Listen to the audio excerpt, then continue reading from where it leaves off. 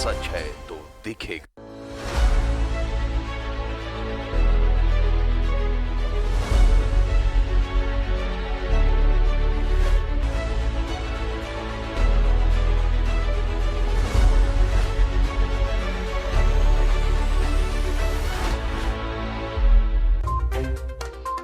Headlines के प्रायोजक हैं श्याम मेटालिक्स।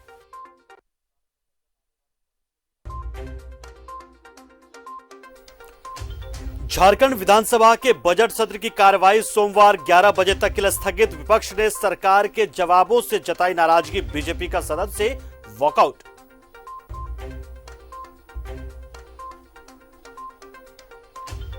धनबाद में एसआरपी आवास के सामने रखे केबल में लगी भीषण आग। काफी मशक्कत के बाद आग पर पाया गया काबू।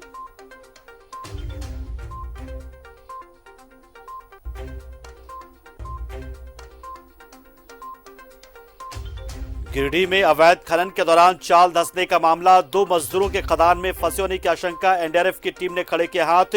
4 दिनों से फंसे हुए हैं मजदूर।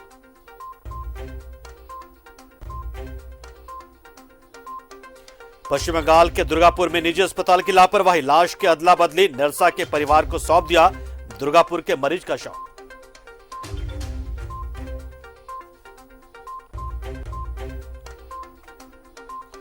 और रामगढ़ में शातिर चोरों का कारनामा। रिटायर्ड टीचर की बाइक की डिक्की से उड़ाए 50,000 रुपए। बैंक से घर लौटने के दौरान हुई चोरी।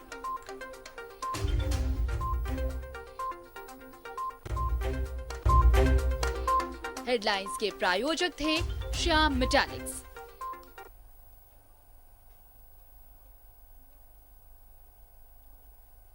नमस्कार, मैं हूं पंकज पांडे। आप देख रहे हैं न्यूज 11 भारत और हाजिर अपना कोयलांचल लेकर करेंगे अगले आधे घंटे तक कोयलांचल से जुड़ी हर खबर की चर्चा। लेकिन इस बीच एक बड़ी खबर से आपको सीधा रूबरू कराते हैं ज्वारी गिरिडीह से।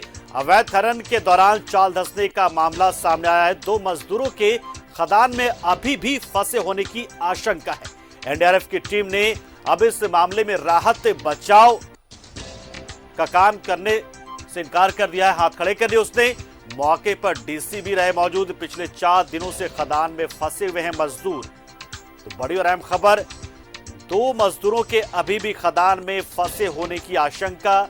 और इस बात को लेकर ग्रामीणों में जबरदस्त नाराजगी। ग्रामीणों ने पहले तो खुद ही राहत बचाव का काम शुरू करने को लेकर प्रशासन से इजाजत मांगी थी। लेकिन अब गिरिडीह में एनडीआरएफ की टीम पहुंची इस खदान में राहत बचाव के लिए। लेकिन अब खबर यह भी आ रही कि एनडीआरएफ की टीम ने अब अपने हाथ खड़े कर लिए हैं।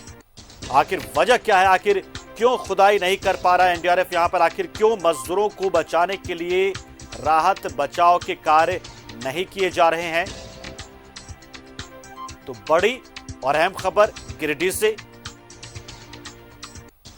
पिछले 4 दिन से ये मजदूर खदान में फंसे हुए हैं और आशंका जो है अब इनके खत्म होने की, इनके मृत्यु की गहराती जा रही है। हालांकि परिजनों ने अभी भी आस बांधी हुई है, उम्मीद अभी भी उनके मन में है। और हम भी न्यूज 11 भारत भी ईश्वर से प्रार्थना करता है कि ये मजदूर सही सलामत रहें, जो पेट की आग के लिए इतने खतरों से खेलते हैं, खतरों के बीच जाते हैं। सूचना है और उसके अंदर ही बॉडी फंसी हुई है। उपलब्ध तकनीकों से अगर वहाँ पे हटाने की कोशिश एनडीआरएफ टीम के द्वारा की गई, लेकिन जैसे ही उस मिट्टी को हटा रहे थे तो फर्दर मिट्टी उसके ऊपर और गिरे जा रहे थे। तो वैसी स्थिति में रेस्क्यू टीम के ऊपर भी संभवतः कुछ खतरा बन सकता था। तो हर कोशिश वहाँ पर अपनाई गई है। लोकल लोगों के पास भी जितनी जानकारी थी उसको साझा किया गया है। और उपलब्ध तकनीकों से ऐसा प्रतीत नहीं होता है कि इस बॉडी को रिकवर किया जाएगा। अतः एनडीआरएफ टीम ने अपने रेस्क्यू ऑपरेशन को भी क्लोज किया है। अब इसके बाद फर्दर यहाँ पर कोई घटना नहीं हो, फर्दर यहाँ पर कोई एक्सीडेंट्स नहीं हो, इस हेतु निर्णय लिया गया है कि इस पूरे माइंस को डोजर करा दिया जाए। ये ऐसे भी इलीगल तरीके से यहाँ पर संपादित हो रहा था और डोजरिंग कराने के बाद इस पूरे एरिया को क्लीन करा दिया जाएगा। आगे किसी भी तरह के एक्सीडेंट्स होने की संभावनाओं को यहाँ पर समाप्त की सूचना है। और उस तो गिरिडीह में जो खदान है उसमें अभी भी मजदूरों के फंसे होने की आशंका है, वो उसमें दबे हो सकते हैं। और परिजनों को उम्मीद तो यही है कि वो सही सलामत यहां से निकल कर आए उम्मीद बहुत ज्यादा, आस अभी भी उनकी कि वो आ जाएं।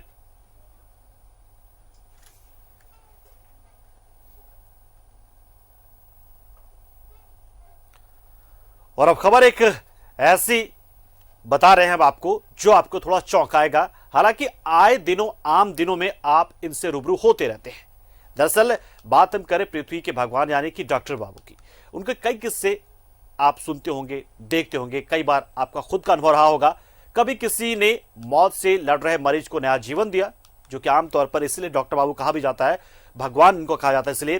तो कभी किसी की लापरवाही से किसी मरीज की जान भी चली जाती है। दुर्गापुर में तो चिकित्सा कर्मियों की लापरवाही से एक अलग ही मामला सामने आ गया। यहां पर लाशों की अदला बदली हो गई। आखिर कैसे हुआ यह सब, दिखा रहे आपको इस रिपोर्ट के जरिए। बच्चे की अदला बदली आम है। सर्जरी के दौरान पेट में कैंची रह जाना आम है। चिकित्सा कर्मियों की लापरवाही से मौत आम है। बिल नहीं भरने पर शव नहीं देना, ये भी आम ही है। लेकिन दुर्गापुर के IQ सिटी अस्पताल ने तो एक कदम आगे बढ़कर एक ऐसा कारनामा कर दिखाया है जो आम नहीं बल्कि रेयरेस्ट ऑफ रेयर है, और वो है लाशों की अदला बदली।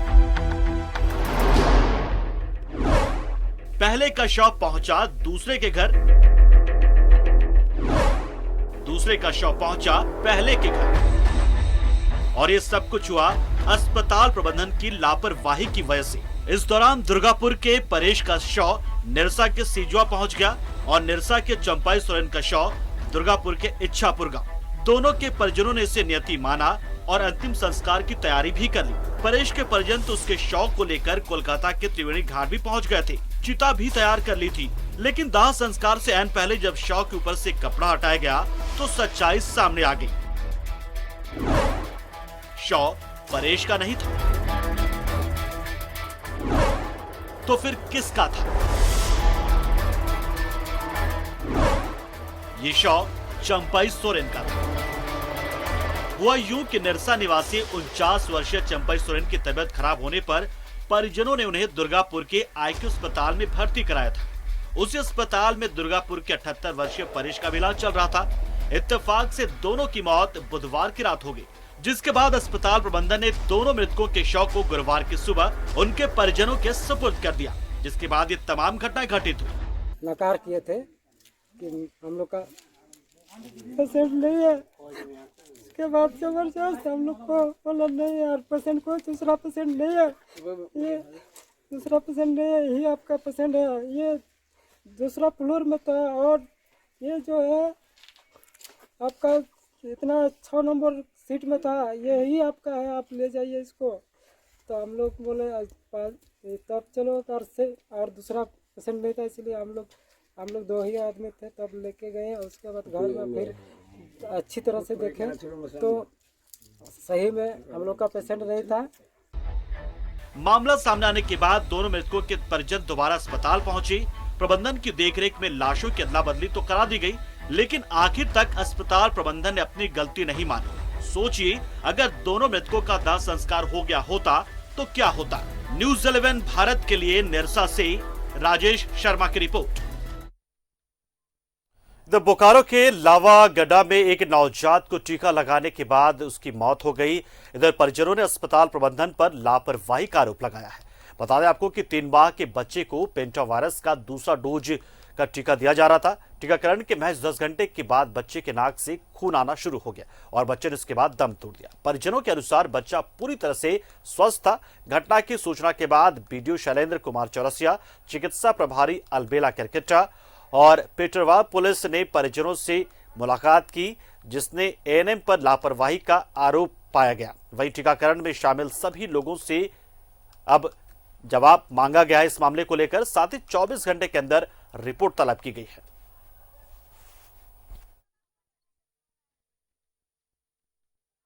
वहाँ के टोला लावागड़ा पड़ता है, वहाँ पे एक मलेश जी हैं, उनके पोते का कल टीकाकरण हुआ था। टीकाकरण के दौरान कल रात को अचानक उनके बच्चे की मृत्यु हो गई। ये बात हुआ कि कल उन्होंने बुलाकर यहाँ से ले गया सहिया दीदी ने और वहाँ पे टीकाकरण कराया गया। टीकाकरण में सर कौन कौन आए थे? टीकाकरण में 2 ANM थी और एक CHO भी थे और क्या सहिया नाम थे। था सर? इन्हीं पे आरोप आया है कि इनकी लापरवाही के कारण ऐसा हुआ है। तो इसकी सत्यता की जांच के लिए प्रशासन ने इनसे आग्रह, इनके दादाजी से और इनके परिवार के सदस्यों से आग्रह किया कि आप पोस्टमार्टम कराएं। उन्होंने कहा कि सर जो हो गया सो हो गया, दूसरे बच्चे के साथ ऐसा ना हो इसके लिए आप उनको निलंबित करते हुए यहाँ से हटाने की कार्रवाई करें। में जो भी सम्मिलित हुए थे, CHO से लेकर के NM से लेकर के सैया जो भी उस प्रक्रिया में सम्मिलित है, वहाँ कोल्ड चेन स्टोरेज से लेकर के दवा निकालने से लेकर के दवा का जो मैन्युफैक्चरिंग डेट किया था माने हुए उसका एक्सपायरी डेट सभी का जांच करते हुए जो भी लापरवाह व्यक्ति होंगे उन पर कार्रवाई होगी। तो धनबाद में रेहड़ी पटरी के साथ ही ढाबा और रेस्टोरेंट में परोसी जा रहे खाद्य सामग्रियों की सघन जांच चल रही है। फूड सेफ्टी अफसर अदिति सिंह की अगुवाई में अभियान चलाकर खाने की गुणवत्ता की जांच की जा रही है। यदि तय मानकों के अनुसार खाद्य पदार्थ नहीं पाए गए तो कड़ी कार्रवाई के साथ ही जुर्माना भी लगेगा। साथ ही खाना पकाने वाले जगह पर भी सफाई अगर नहीं दिखी तो भी कड़ी कार्रवाई की जाएगी। इस अभियान के शुरू होने के बाद से शहर में हड़कंप मच गया है।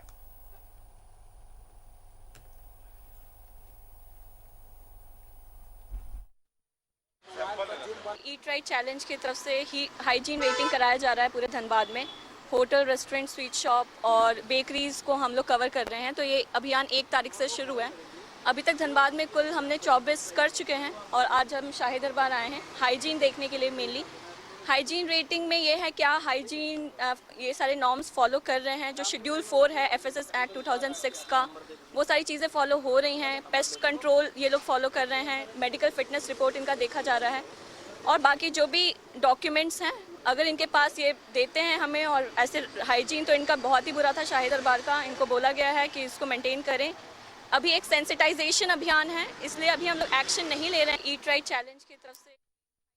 गोमो के तोपचाची बाजार का अस्तित्व खत्म करने के उद्देश्य से NHI तोपचाची बाजार में ओवरब्रिज का निर्माण कराने जा रहा है, जिसका विरोध तोपचाची के ग्रामीणों के साथ साथ सभी राजनीतिक पार्टियां कर रही हैं। क्योंकि तोपचाची बाजार में अगर ओवरब्रिज बनाया गया तो वर्षों पुराना तोपचाची बाजार का अस्तित्व खत्म हो जाएगा, जिसको लेकर आजसू ने तोपचाची के हटिया मैदान में 1 दिवसीय धरना और तोपचाची बाजार में ओवरब्रिज के स्थान पर पिलर ओवरब्रिज बनाने की मांग की।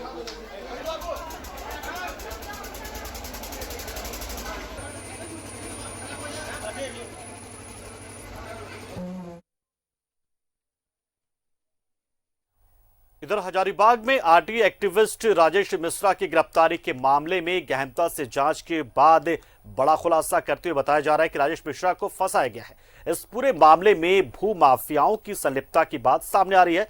पुलिस ने शक के आधार पर रजिस्ट्री ऑफिस के कर्मचारी आनंद कुमार और एजाज नाम के डीड राइटर के अलावा 3 अन्य लोगों को गिरफ्तार किया है और उनसे पूछताछ की है, जिसमें सभी ने अपना जुर्म कबूल करते हुए बताया कि प्लानिंग के तहत राजेश मिश्रा की डिक्की में नशीला पदार्थ रखा गया था और उसे फंसाया गया था।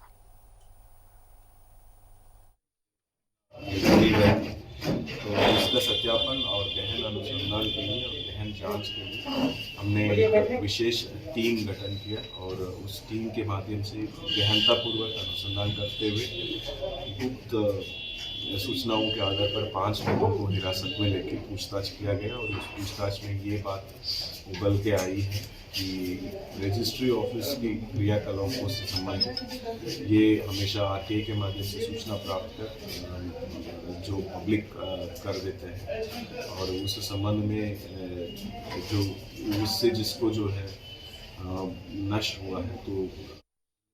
तो चितरपुर वैष्णवी कॉम्प्लेक्स में सांसद चंद्र प्रकाश चौधरी ने जॉनसन कॉर्नर नाम के प्रतिष्ठान का फीता काट कर उद्घाटन किया है। सांसद ने बताया कि ऐसे जो चीजें हैं वो लोगों को आकर्षित करती हैं और क्वालिटी यहां मेंटेन होता है और उम्मीद करते हैं कि भविष्य में भी यहां पर जो भी प्रोडक्ट या जो भी चीजें यहां पर बेची जाएं वो बेहतर तरीके से हो और उनकी गुणवत्ता बरकरार रहे।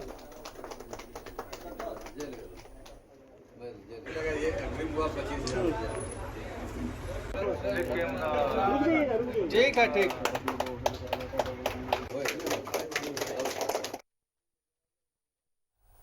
तो गिरिडीह में झारखंड प्रदेश में किसानों के हित को लेकर राज्य सरकार की नीति के विरोध में बीजेपी किसान मोर्चा ने एक दिवसीय धरना दिया, जिसमें उन्होंने धान के क्रय में अनियमितता, कृषि ऋण माफी और मुख्यमंत्री कृषि आशीर्वाद योजना को दोबारा से लागू करने की मांग को लेकर प्रदर्शन किया। इस दौरान उन्होंने राज्यपाल के नाम उपायुक्त को एक ज्ञापन भी सौंपा।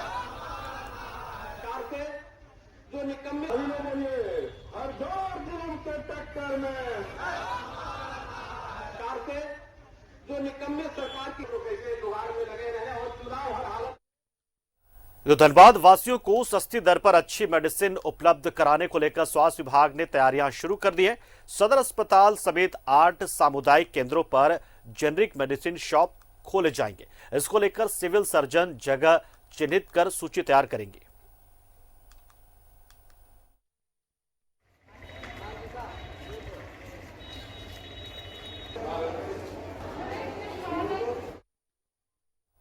तो धनबाद जिला बार एसोसिएशन में 24 मार्च को चुनाव संपन्न होना है, जिसको लेकर कोर्ट परिसर में चुनावी सरगर्मी बढ़ गई है।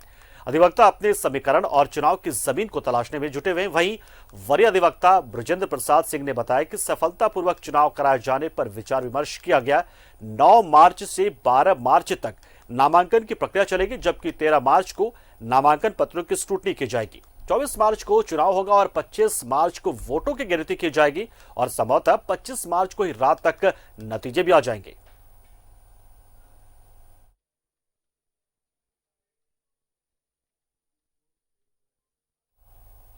और फिलहाल रुकते एक छोटे से ब्रेक के लिए, जल्द हाजिर होंगे कुछ बड़ी कुछ अहम खबर के साथ। लौटते हैं फौरन।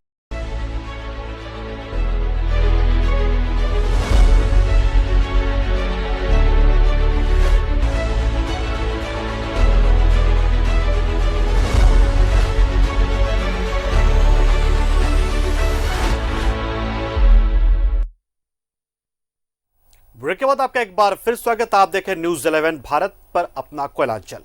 कोयला के लिए अपनी पहचान रखने वाले धनबाद का एक हीरा मुंबई में इंडियन प्रो म्यूजिक लीग में चमक रहा है। धनबाद का रचित मुंबई में अपना जलवा दिखा रहा है। इसकी चमक और बढ़ सकती है, कैसे? देखिए इस रिपोर्ट के जरिए। धनबाद का रचित मुंबई में दिखा रहा है जलवा। जी टीवी के इंडियन प्रो म्यूजिक लीग के फाइनल में रचित ने बनाई जगह। कैलाश खेर की टीम में बिखेरेगा संगीत का जादू।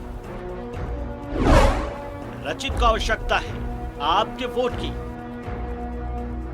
कोयला के लिए अपनी पहचान रखने वाले धनबाद का एक हीरा मुंबई में इंडियन प्रो म्यूजिक लीग में अपनी चमक बिखेर रहा है। जी टीवी के बैनर तले आयोजित इस कार्यक्रम में पुराना बाजार के व्यवसायी रतन कुमार अग्रवाल के पुत्र रचित अग्रवाल टॉप 6 में पहुंच चुके हैं।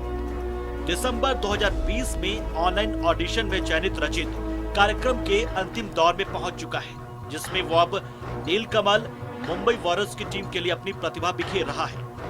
रचित अपने टीम लीडर कैलाश खेर के लिए अब वो प्रतियोगिता के दूसरे प्रतिद्वंदियों को टक्कर देगा। प्रतियोगिता का ग्रैंड फिनाले 22 मई को होगा, जिसमें जनता के वोटों के आधार पर विजेता का चयन किया जाएगा। चाहे चुरा ले, लौट के तू आएगा रे, शर्त लगा ले। दुआएं में हमारे साथ है। कब से इसको शौक है गाने का? बचपन से, 5 साल का था तभी से उसको गाने का बहुत शौक था।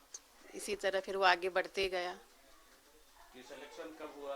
जब सिलेक्शन हुआ तब कैसा महसूस हुआ? कलेक्शन में तब बहुत खुशी हुई। हम लोग को पता चला सब इसका सिलेक्शन हम लोग को बताया, ये फरवरी 1st वीक में पता चला हम लोग। इंडियन प्रो म्यूजिक लीग जैसे IPL मैच होता क्रिकेट का, उसी तरह ये पहला बार इंडिया में इस तरह का लीग मैच हो रहा। एक संगीत का टीम में सिलेक्शन हुआ इसका नीलकमल मुंबई वॉरियर टीम। रचित लाखों प्रतिभागियों के साथ इसका हिस्सा बने और इसमें 10 का चयन हुआ। 27 फरवरी को हुए ऑडिशन में 6 सिंगर टॉप 6 में पहुंचे। इसमें अपने धनबाद का रचित भी शामिल है। परिजनों में इस बात को लेकर काफी हर्ष है। परिजनों के मुताबिक बचपन से ही वो गाने का शौकीन था। रचित ने 6 वर्ष की उम्र में रेलवे क्लब में पहली बार ए मालिक तेरे बदे हम गाना गाया था। उनके परिजन बताते हैं कि वो the voice of India, Saregama, Indian still idol Jamshedpur के साथ साथ धनबाद में संस्कार भारती के सभी कार्यक्रम में अपने सुरों से समा बांधते रहा है। टीवी में जब उसको देखे तब ऐसा फील हुआ कि बचपन में साथ खेलते थे, लड़ते थे, आज उस बंदे को हम लोग टीवी में देख रहे हैं, तो बहुत प्राउड मोमेंट था हम लोग के लिए वो वाला। क्या लग रहा है वो विनर बनेगा? हाँ जरूर बनेगा, हम लोग पूरा सब उसके साथ है, वो इतना अच्छा गाता। वहाँ से शिक्षा स्टार्ट हुई इसकी और ऐसे ही सिलसिला ये चलता गया। ये बचपन जब ये 7 या 8 साल का था उस समय इसने पहला सॉन्ग रेलवे क्लब में गाया था। बहुत छोटा था उस समय, लगा चुंदरी में दाग गाना इसने गाया था, बहुत तारीफ हुई थी। उसके बाद धीरे धीरे आगे कॉम्पिटिशन्स फेस करता चला गया। परिजनों ने धनबाद ही नहीं बल्कि झारखंड, बिहार के तमाम दर्शकों से शनिवार और रविवार को प्रसारित होने वाले उसके कार्यक्रम के दौरान 9930000327 पर मिस्ड कॉल देकर वोट देने की अपील भी की है। न्यूज़ 11 भारत के लिए धनबाद से सहयोगी बंटी के साथ अरुण बंडवाल की रिपोर्ट। इधर केंद्र सरकार विरोधी नारों के साथ धनबाद में DYFI ने एक रैली निकाली और रणधीर वर्मा चौक पर प्रदर्शन किया। उन्होंने किसान कानून, बेरोजगारी और महंगाई के मसले पर सरकार की आलोचना की।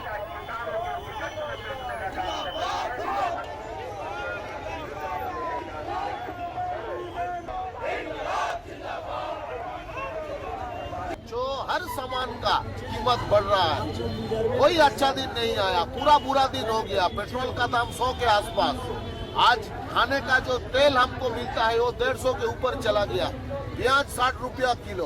तो इसके खिलाफ भी आज DYFI बेरमो के फुसरो नगर परिषद क्षेत्र के गणपति धाम डोरी बस्ती में चल रहे श्री श्री सत्य चंडी महायज्ञ के दौरान वार्षिक गणेश मेला का उद्घाटन सीसीएल डोरी क्षेत्र के महाप्रबंधक ने किया। महाप्रबंधक ने पूजा अर्चना कर बेरमो और सीसीएल परिवार के उज्जवल भविष्य की कामना की।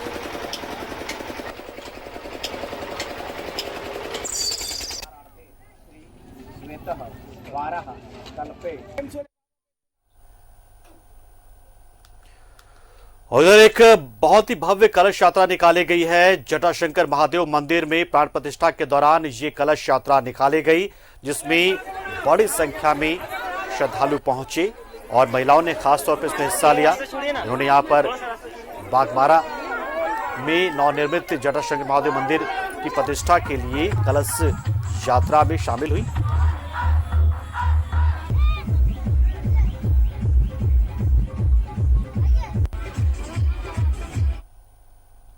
और इस बुलेटिन में फिलहाल इतना ही, लेकिन देश और दुनिया के साथ ही झारखंड से जुड़ी हर छोटी बड़ी अहम खबर के लिए बने रही हमारे साथ। देखते रहिए न्यूज़ 11 भारत और सोशल मीडिया के जरिए होकर हमसे कनेक्ट होते रहे झारखंड से हर पल अपडेट। नमस्कार।